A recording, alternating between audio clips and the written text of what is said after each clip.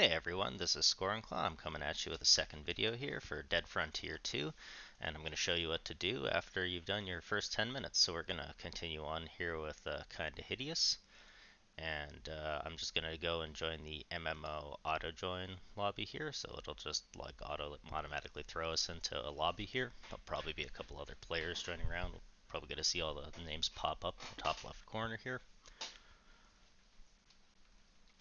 There we go, people in front of us. So as I said before, first thing I like to do is we'll go down to the notice board, we'll start all the missions here, and the last thing that we left on is that Chief Banks here said that we can help other survivors. I finally realized what this quest means. This quest should actually read is that do 3 quests in the Dalbo Police Department and then return to him for the reward.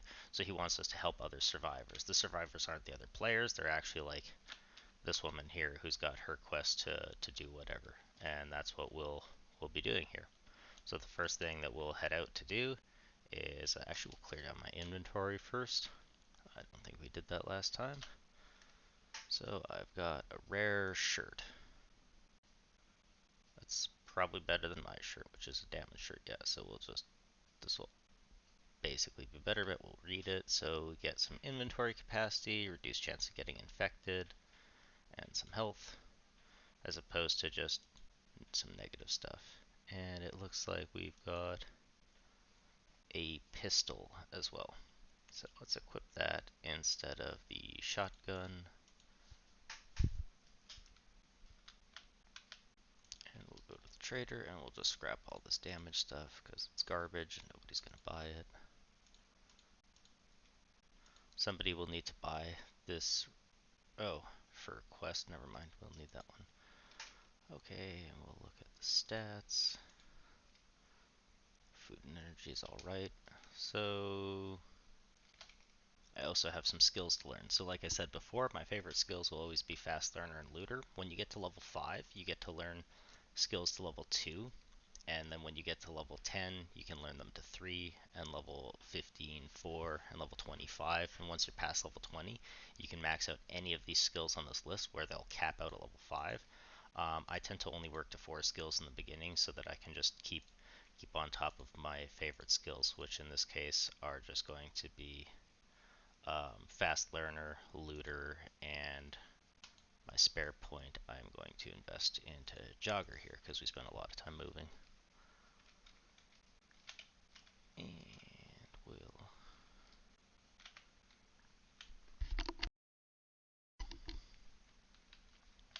so we'll take a look for the nearest quest. So the nearest quest is in the Green Residence, right over this way.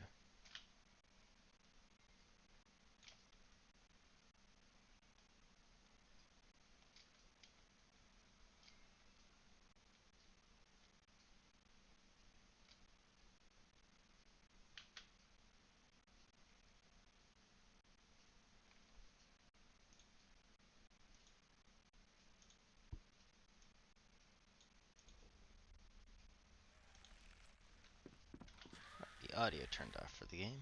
Apologies for that, so I'll turn the audio back on here. So I believe that is actually the quest complete here. We'll check out the quest list.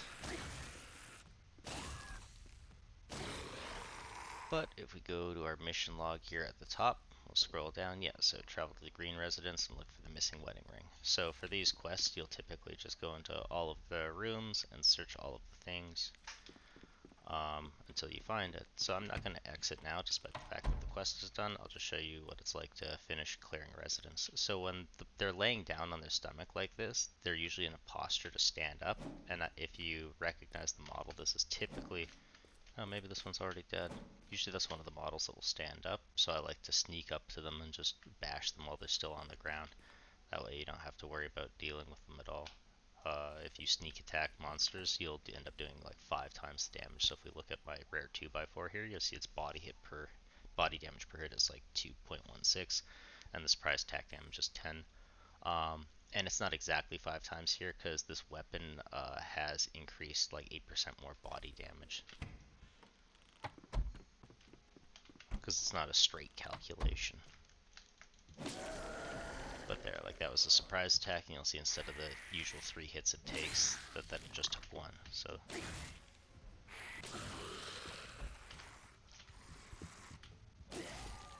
The female zombies have less HP than these male zombies.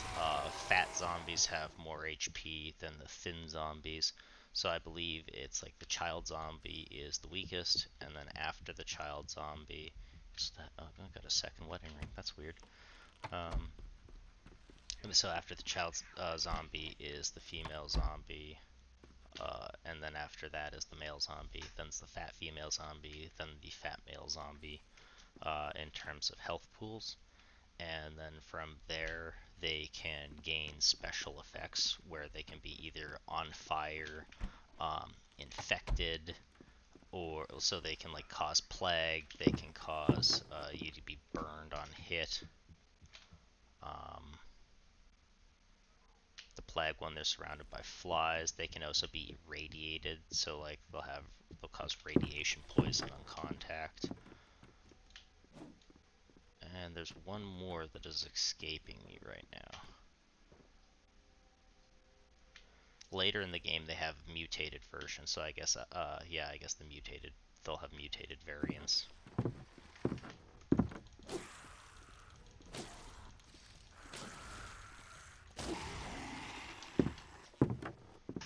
So if you have a Razer mouse, one of the two macros I'd definitely recommend setting up is one to hold E and one to hold W, because you'll spend a lot of time holding E in this game while you're looting. So you can, if you just hold E while you're inside a building, your character will just auto-loot everything as he runs over top of it. The only disadvantage to that is that if you start looting while you're in combat, you can pop up the looting screen here, and if this pops up while zombies on top of you, that might not be the best situation for you. So, clear that room. That room will save the boss room for last. So this style of corpse here, you never have to worry about. This is just one of like the doodads bodies. Sometimes they're lootable, sometimes they're not. Usually these objects like this drawer, that drawer, it'll select like 1 to 3 objects in a room to make lootable. And it'll always highlight it in yellow. Sometimes the larger wardrobes aren't as easy to spot, they're highlighting. So there's one of the fire types that I was talking about. So that tall zombie is going to be a tall male spitter. So it's, as you can see, it's taller than most of the regular zombies by a fair stretch. So he'll have a little, even more HP. Just because you get spotted by a zombie doesn't mean all the zombies in the room spot you. So sometimes what you can do is you can make a single zombie spot you, and then if you keep fighting it while crouched, the other zombies won't even potentially notice.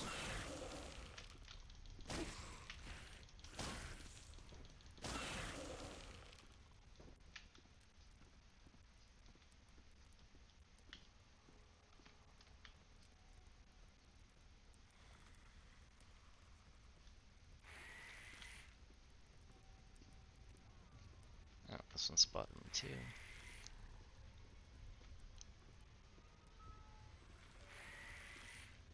And the music has changed for the boss room here.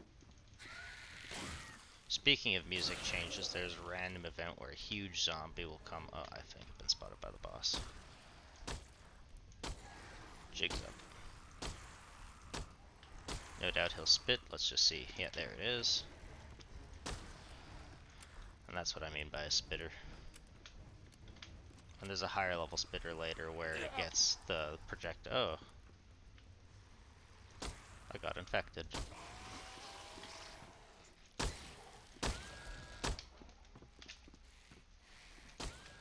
So bosses, when they die, typically let go of worms, except for the boss Broodmother, who will, or Mother, she'll always just release worms constantly throughout the fight, and that's kind of her thing. So if you look in the bottom left corner, you'll see I have the coffee effect, which means I am caffeinated, but I also have this bacterial infection. So this bacterial infection, just like the irradiated, are probably the two worst debuffs in the game, because they'll constantly drain your health per minute. So I'll lose like 3% of my health, which will work out to be like 3 health per minute. So over the course of quite a long time, it'll eventually kill you. But if you use antibiotics, antibiotics will cure the bacterial infection. They're the cheapest meds to cure the bacterial infection. The next one I believe is the paramedic kit, which is the most expensive med in the game, because it cures all types of being irradiated, poisoned, or bleeding. Actually, that's how I can check what the last one is. Just go to. Oh, I need to level up.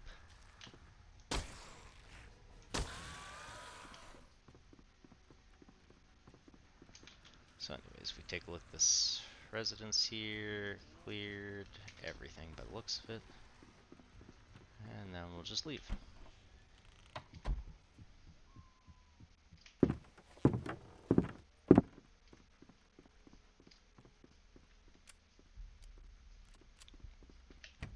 And you'll notice when I started firing the guns, more zombies started piling into the room. Your gun, when you fire a weapon, even inside a building, it'll tend to draw zombies from other rooms or even cause zombies to spawn and join you. Boss rooms are also kind of an exception. Zombies will continuously spawn into boss rooms throughout the engagement per door per set amount of time. So each door will typically spawn as many as 3 or 4 zombies. So if there are 4 doors leading into a boss room, you can end up dealing with quite a zoo while the boss situation is going on. So now I'm just gonna do a confirmation test with Chief Banks here. So we had that Chief Banks mission where he wanted us to help 3 survivors to get that Gravedigger. And my suspicion is that if we go to the notice board and turn in this quest that we have here, hand it in a mission, and helped whomever, that Chief Banks quest will now be, yeah, it's 1 of 3. So to help other survivors in the Dalbo Police Department, it's just to accomplish 3 quests is effectively what he wants us to do.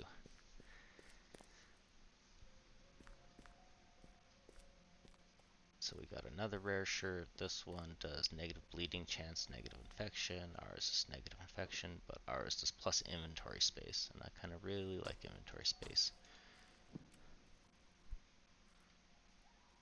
Turns out we didn't even have a hat on, so it looks like we just gotta fit that hat on.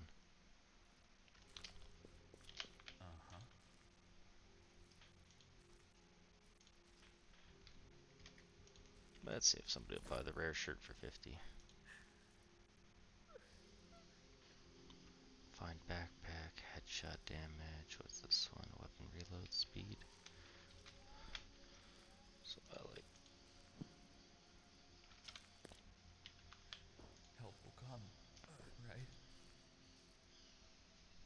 So this one does weapon reload speed, noise radius, and the noise radius is typically always 40 meters on guns, and negative energy needs. The other gun that I had was to have a higher chance to find a backpack, but more importantly is headshot damage. Headshot damage and body damage are generally 2 of the stats that you'll want to be stacking in this game.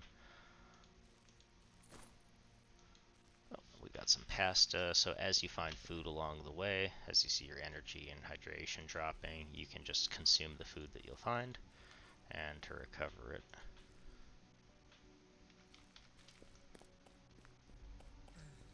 And again, I'm Scornclaw. I hope you learned a thing or two, and this is what you do to continue on in your Dead Frontier 2 game.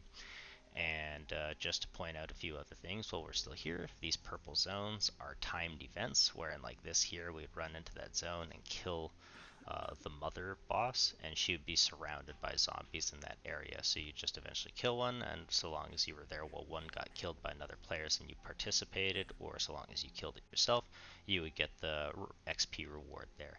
And that XP reward there doesn't show you the scaling that's involved. So if you have like a plus experience stat, like for example, if we go to my full stats here, and your full stats will include this like defender bonus and your like fast learner all calculated together. So if we go down to my full stats here, you'll see that I have 40% XP gained. So if we take a look at the map here, and it showed us that this mother was going to give us like 835 XP, it would actually be 835 times 1.4 since we have a 40% increased gain. So that would be more like, what would that be, 1200, just shy of 1200, like 1180 XP you get from that. And yeah, so then from there you just continue on doing your other quests and slowly level up your character and worry about collecting better gear. And again, if there's anything you'd like to know, mention it in the comments, and please like, comment, and subscribe. And other than that, we'll just quit out here, and this is the title screen of the game. So hope you enjoyed. Have a good one.